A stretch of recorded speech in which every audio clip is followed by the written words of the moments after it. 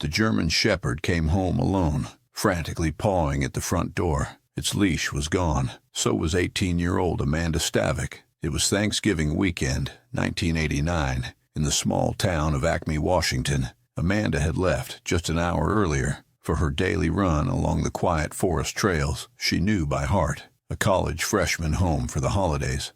Star athlete, beloved by everyone who knew her. She should have been safe in a town where everyone knew everyone, but someone had been watching her. Someone who lived so close. He could see her house from his own front yard. For 3 days, hundreds of volunteers searched every trail, every creek, every shadow in the woods. When they finally found Amanda in the Nooksack River, the nightmare had only just begun. The killer had left evidence behind, DNA evidence, but in 1989, that meant nothing. For 28 years, he walked free, went to work every morning, raised a family, attended town events, probably even joined the search parties, pretending to care. While Amanda's family lived in agony, he thought science would never catch up to him. He thought he was invisible. But DNA doesn't forget, and neither do the detectives who refuse to give up. Subscribe now, because what happens next will make you question everyone you think you know. Amanda Stavik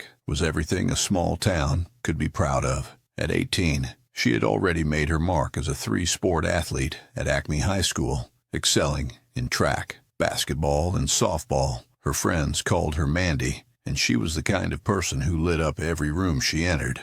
Quick to laugh, always encouraging others, with dreams as big as her heart. Acme, Washington, was the perfect place for someone like Mandy to grow up. Nestled in the shadow of the North Cascade Mountains, this rural community of barely 200 people was the kind of place where neighbors looked out for each other and children could run free without fear. Lake Whatcom sparkled nearby, and the Nooksack River carved through dense forests that seemed to stretch forever. Mandy was home from Central Washington University for Thanksgiving break, catching up with family and enjoying the crisp November air she had missed while away at college. Running had always been her escape, her way of clearing her mind and staying connected to the natural beauty that surrounded her childhood home. On November 24th, 1989, she decided to take her usual route along the familiar trail she had run countless times before. The afternoon sun was already beginning to fade when Mandy clipped the leash onto her family's German Shepherd and stepped outside. It was around 2:30 p.m. on that Friday after Thanksgiving, and the air carried the crisp bite of approaching winter. She had chosen her usual route, the logging roads and forest trails that wound through the dense woods near Lake Whatcom, paths she could navigate with her eyes closed. Her mother, Mary Stavik, watched from the kitchen window as Mandy jogged down their gravel driveway, her ponytail bouncing with each step. It was a scene that had played out hundreds of times before. Mandy loved these solitary runs through the wilderness, finding peace in the rhythm of her footsteps and the quiet rustle of evergreen branches overhead. The trail she chose that day meandered through old-growth forest, past towering Douglas firs and cedar trees that had stood for centuries. It was a route locals knew well, safe, familiar, beautiful, the kind of place where the biggest worry might be encountering a curious deer or navigating around a fallen branch. But someone else knew this trail too, someone who had been watching, waiting, learning Mandy's patterns, someone who understood exactly when she would be alone and vulnerable in those remote woods. An hour passed, then another. The German Shepherd suddenly burst through the front door when Mary opened it, panting heavily and clearly distressed. The dog was alone, the leash was gone, and there was no sign of Mandy anywhere. Mary felt her heart drop into her stomach. Mandy was never late. She was responsible, predictable, always mindful of worrying her family. Something was terribly wrong. Within minutes, Mary was on the phone with the Whatcom County Sheriff's Office. By evening, search teams were organizing. Volunteers poured in from neighboring towns, friends, family members, complete strangers who had heard about the missing college student. They brought flashlights, dogs, hope, and determination. The search continued through the cold November night and into the next day. Helicopters circled overhead, while teams on foot combed every inch of forest floor. They called her name until their voices were hoarse, searched creek beds and ravines, followed every possible path she might have taken. Saturday came and went with no trace of Mandy. Then, Sunday. The community refused to give up, but with each passing hour, the terrible possibilities grew darker. In a town where nothing bad ever happened, the unthinkable was becoming real. On Monday morning, November 27th, 3 days after Mandy had disappeared, a search volunteer made the discovery that would shatter this peaceful community forever. Approximately 3 miles from the Stavik home, in the shallow waters of the Nooksack River, they found her. Mandy had been found, but the nightmare was just beginning. The scene told a story that no one wanted to believe. Her running clothes were gone. Her shoes were missing. The evidence pointed to something so brutal, so senseless, that it seemed impossible in a place like Acme. The medical examiner would later determine that she had likely lost consciousness before being placed in the river, where the cold November water had ultimately claimed her life. But it was clear that before that final moment, she had endured something no 18-year-old should ever face. Someone had taken everything from her, her safety, dignity, her future. Investigators collected evidence from the scene, including biological material that would prove crucial decades later. But in 1989, DNA analysis was still in its infancy. The sample was carefully preserved, filed away, and the investigation moved forward using traditional methods: interviews, polygraph tests, following up on tips and theories. The killer had made one critical mistake. He had left part of himself behind, but he couldn't have known that science would eventually catch up to him, that the evidence he thought was meaningless would someday speak louder than any witness. As news of Mandy's fate spread through Acme, something fundamental changed in this small town. Doors that had never been locked were suddenly bolted shut. Children who had roamed freely were kept close to home. The sense of safety that had defined this community for generations was gone, replaced by a haunting question that would echo for nearly 3 decades. Who among them was capable of such evil? The Whatcom County Sheriff's Office had never handled a case like this. In Acme, serious crimes were rare, maybe a break-in or a domestic dispute now and then. But this was different. This was every parent's worst nightmare, and it had happened in their backyard. Detective Dale Fowler took the lead on what would become the most important case of his career. The investigation began with the basics. Who had seen Mandy that day? Who knew her running routine? Who might have been in the area when she disappeared? The first phase focused on Mandy's immediate circle: family members, friends, classmates home for Thanksgiving break. Everyone was cooperative. Everyone wanted to help. Polygraph tests were administered to those closest to her. All came back clean. The people who loved Mandy weren't hiding anything. They were as desperate for answers as the investigators. Next came the physical evidence. The crime scene yielded crucial biological material, carefully collected and sent to the state lab. But in 1989, DNA fingerprinting was still emerging technology, expensive and time-consuming. The sample was processed, and a basic profile was created, but there was no database to compare it against. The evidence was meticulously cataloged and stored, waiting for technology to catch up. Investigators expanded their search to registered individuals with criminal histories in the region. They interviewed dozens of people, following every lead, no matter how remote. Tips poured in from across the state. Someone had seen a suspicious vehicle. Someone remembered a strange encounter. Someone had a theory about who might be responsible, but each lead led nowhere. The stranger vehicle belonged to a lost tourist. The suspicious encounter was a misunderstanding. The theories were based on gossip and speculation rather than facts. Months turned into a year. The case files grew thicker, but the list of viable suspects grew shorter. Detective Fowler refused to give up, but the reality was becoming clear. Without a major break, Mandy's case was going cold. The most frustrating aspect was the geographic reality. Acme was tiny. Everyone knew everyone else's business. If a stranger had committed this crime, someone should have noticed an unfamiliar face or vehicle. But if it was someone local, it meant the killer was still among them, hiding in plain sight. Investigators began focusing on local men who would have known Mandy's running routine. They looked at delivery drivers, maintenance workers, anyone whose job might have taken them through the area. They examined the few registered individuals with any kind of criminal background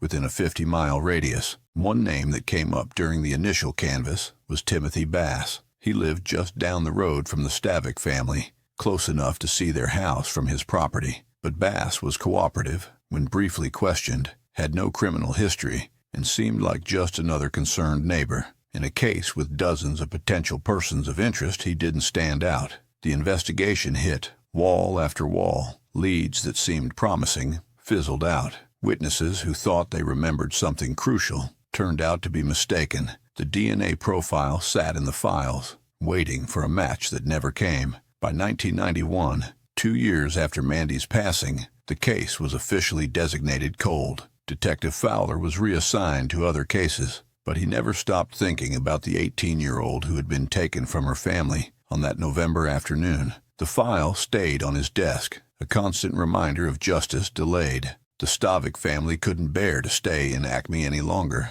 Everywhere they looked, they saw memories of Mandy, the trails where she used to run, the high school where she had starred in 3 sports, the small-town community that now felt forever changed. They moved away, taking their grief and their unanswered questions with them. Years passed. The case was reviewed periodically by new detectives, but without fresh evidence or witnesses, there was nothing new to pursue. The killer, whoever he was, had seemingly vanished into thin air, but the evidence remained, carefully preserved in the forensics lab. That biological sample waited patiently as DNA technology evolved.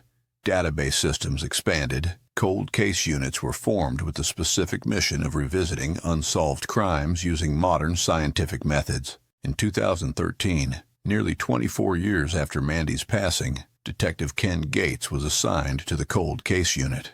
He began reviewing the Stavic file with fresh eyes and new tools at his disposal. The DNA sample that had been collected in 1989 was still viable, and the technology for analysis had improved dramatically. Gates made a decision that would change everything. He ordered the evidence to be retested using the most advanced DNA analysis available. The results confirmed what investigators had known all along. They had a clear genetic profile of Mandy's attacker. Now, they just needed to find him. The detective began developing a strategy that was both methodical and bold. Rather than casting a wide net, he would focus on the most logical suspects.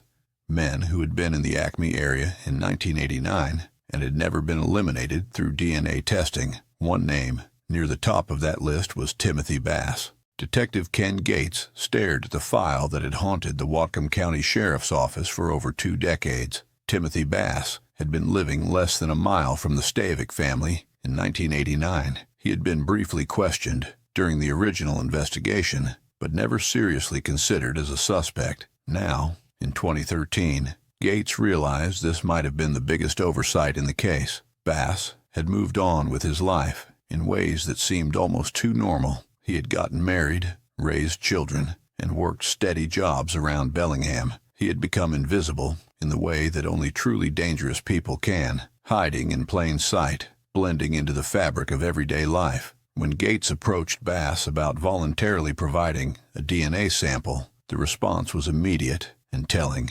absolute refusal. Bass claimed he didn't want to get involved, that it wasn't his problem. For someone who had lived so close to a crime that had devastated the community, his lack of cooperation was striking. Most innocent people, when asked to help solve a neighbor's case, would have agreed without hesitation. Bass's refusal only made him more interesting to investigators. Gates knew he needed to be clever. Bass wasn't going to voluntarily give up his DNA, but that didn't mean there weren't other ways to obtain it. The detective began researching Bass's daily routines, his workplace, his habits. He needed to find an opportunity to collect discarded genetic material legally. Bass worked at a bakery in Bellingham, the same job he had held for years. Gates approached the management and explained the situation. They were shocked to learn that one of their employees might be connected to a decades-old case, but they agreed to cooperate with law enforcement. The plan was delicate. Gates couldn't simply walk into the bakery and demand Bass's coffee cup. That would tip him off and potentially ruin everything. Instead, he would need help from someone Bass trusted, someone who worked alongside him every day, a coworker. disturbed by the possibility that she had been working next to a potential killer for years, agreed to assist. The plan was simple. During a normal workday, she would retrieve a soda can that Bass had finished drinking and thrown away. It seemed almost too easy, but sometimes the biggest breaks in cold cases come from the smallest actions. On the chosen day, everything went according to plan. Bass finished his drink, tossed the can in the trash, and went back to work, completely unaware that his DNA was about to travel to the state crime lab. The coworker carefully retrieved the can and handed it over to Detective Gates. What happened next would vindicate 24 years of patient detective work and advanced forensic science. The DNA extracted from Timothy Bass's discarded soda can was processed and compared to the genetic profile from the 1989 evidence. It was a perfect match. After nearly 3 decades, Mandy Stavic's attacker had been identified. The man who had lived down the street, who had watched the search parties, who had probably attended community meetings about safety in the wake of the crime.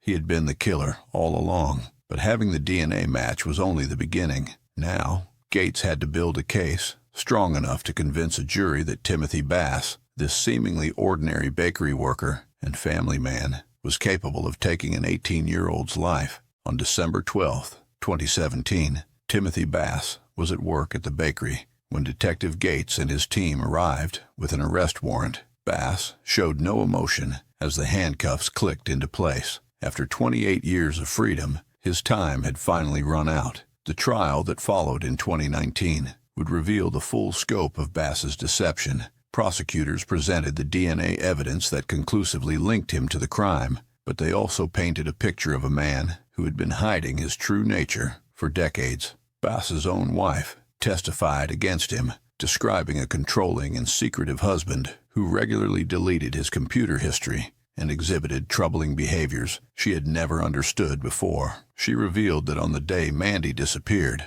Bass had come home later than usual and seemed agitated. The defense attempted to claim the encounter had been consensual, a desperate argument that fell apart under scrutiny. The evidence clearly showed this had been a violent assault, followed by something even worse. The timeline, the location, and Bass's complete refusal to cooperate with the investigation all pointed to guilt. During the trial, something remarkable happened. The Stavic family, who had moved away from Acme years earlier, returned to face the man who had destroyed their lives. Mandy's mother, Mary, spoke directly to Bass during her victim impact statement, telling him about the daughter he had stolen and the decades of pain his actions had caused. Bass remained emotionless throughout, never showing remorse or acknowledging his crimes. On May 24, 2019, exactly 29.5 years after Mandy's life was taken, the jury delivered their verdict, guilty on all charges. Timothy Bass was sentenced to 27 years to life in prison. As the sentence was read, Detective Gates felt a weight lift from his shoulders. The case that had defined his career was finally closed. Justice had taken nearly 3 decades to arrive, but it had arrived nonetheless. Timothy Bass thought he had committed the perfect crime. For 28 years, he lived freely while a family grieved, while a community lived in fear, while detectives refused to give up hope. He attended local events, raised his children, went to work every day, all while carrying the secret of what he had done to 18-year-old Amanda Stavic. But DNA doesn't lie, and justice, even when it takes nearly 3 decades, has a way of finding those who think they've escaped it. Today, Bass sits in a prison cell, finally paying for the life he stole. On that November afternoon in 1989, the Stavic family has closure, but they'll never get back the daughter, sister, and friend who was taken from them. Mandy should have graduated college, started a career, maybe had a family of her own. Instead, her story serves as a reminder that evil can hide behind the most ordinary faces. The small town of Acme has healed, but it will never forget. And somewhere, other cold cases sit waiting for that one piece of evidence, that one breakthrough, that one detective who refuses to give up. Some monsters think they can hide forever, in plain sight. Amanda Stavic's case proves they're wrong. If you found this story as compelling as I did, make sure to subscribe and hit that notification bell for more true crime cases where justice finally prevails. And check out this next video about another case.